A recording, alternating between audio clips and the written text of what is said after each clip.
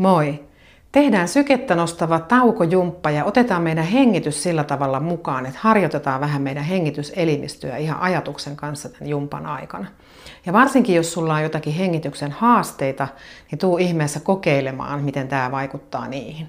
Ja tämä tapahtuu sillä tavalla, että me liikutaan ja hengitetään ihan koko ajan nenän kautta. Eli suu kiinni, kieli sinne kitalakeen ja liikutaan sillä tavalla, että hengitys määrää meidän tahdin, eikä toisinpäin. Eli jos susta tuntuu tässä jumpan aikana, että pitää alkaa hengittää suun kautta, niin silloin hidasta tahtia. Jätä jotain pois tai vain hidasta tahtia. Ja sitten jos pystyt jatkamaan, niin jatkat tämän lyhyen taukojumpan hengitellen nenän kautta. Ja sä saat silloin puhdasta, kosteutettua, lämmintä ilmaa sinne keuhkoihin. Ja se tekee hyvää sun hengitysteille. Ja samalla sä sitten myös vahvistat ja hoidat sun hengityselimistöä silloin, kun liikut. Ja aloitetaan marssilla. Lähde heiluttamaan isosti käsiä, nostelet polvia ja kieli sinne kitalakeen ja hengität nenän kautta. Rauhallisia, tasaisia hengityksiä. Ota ylävartalosta vähän semmoista liikettä sinne mukaan, että saat liikuteltua koko kehoa siinä tai ylävartaloa siinä käsien mukana. Ja sitten jos tässä vaiheessa jo tuntuu, että tekee mieli hengittää suun kautta, niin sitten esimerkiksi jätät jalat pois hetkeksi aikaa ja heilutat pelkkiä käsiä. Tai sitten hidastat tahtia. Koko tämän pienen jumpan aikana huomioi, että se hengitys on se, mikä määrää sun tahdin, miten tässä liikut. Hyvä, vaihdetaan liikettä.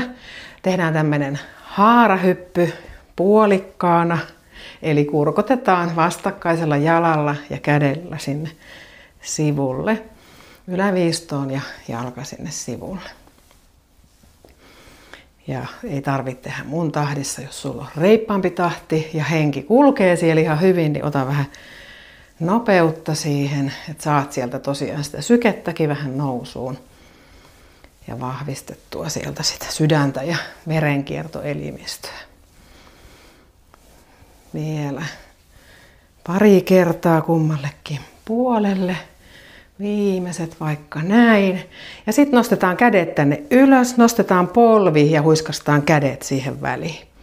Ylhäältä alas. Ota pieni takakeno ylävartaloon, niin helpottuu se jalannosto. Ja sitten tässäkin, jos tuntuu, että on liikaa tai vaikka kädet väsyy, niin nosta siitä alempaa käsiä ja rauhoita tahtia, jos ei nenän kautta ilma kulje. Tai sitten vaan nostelet jalkoja, jätät sieltä jotain pois. Teet sen oman hengityksen määrittämässä tahdissa tätä nyt sykettä ja hengityselimistöä vahvistavaa jumppaa. Hyvä, vielä kerta kummallakin. Ja sitten ota sitä marssia. Tehdään vielä yksi kierros tällä tavalla reippaillen.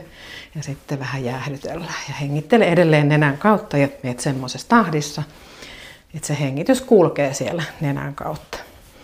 Jos se tuntuu tukkoselta, niin se kyllä yleensä, kun sitä käyttää enemmän, niin se alkaa siitä aueta. Ja sitten löytyy ihan semmoisia omia harjoituksiaan, mitä voi tehdä, millä saa nenää vähän paremmin auki, jos ei se meinaa ollenkaan sieltä kulkea. Mutta ei mennä niihin nyt tässä videossa, vaan yritetään tässä liikunnan avulla saada liikkeen ja hengityksen kautta saada sinne vähän parempaa kulkua sinne nenään. Hyvä. Ja sitten se puolikas haarahyppy. Kurkota vastakkaisilla ja teet semmoisessa hyvässä reippaassa tahdissa. Tavoitteena on, että saadaan vähän lämpöä sinne kehoa, vähän energiaa virtaamaan. Hyvää virkeämpää oloa. Vielä kerta kummallekin ja sitten se kädet ja polvi viimeisenä. Älä seuraa mun tahtia, vaan sitä omaa hengitystä ja sen määräämä tahtia. Vielä hetki tätä. Sitten lähdetään hidastelemaan. Hyvä, vielä viimeiset ja sitten otat semmoista laiskan pulskeeta marssia. Ota vähän kroppaa mukaan edelleen siihen liikkeeseen ja hengittelet. Syviä hengityksiä sinne vatsanpohjaan asti rauhallisesti. Varsinkin jos tuossa vähän reippailun aikana se hengitys jäi pikkusen tonne keuhkojen yläosiin, niin nyt viimeistään sitten vähän syvennetään ja rauhoitetaan sitä. Hyvä, voit pysäytellä. Nouse siihen vähän ojennukseen siihen tuolin reunalle.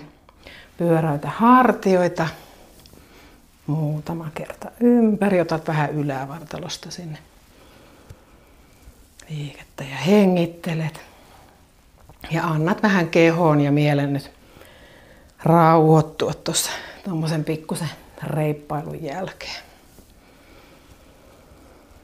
Ja viimeisen kerran sinne ympäri. Hyvä.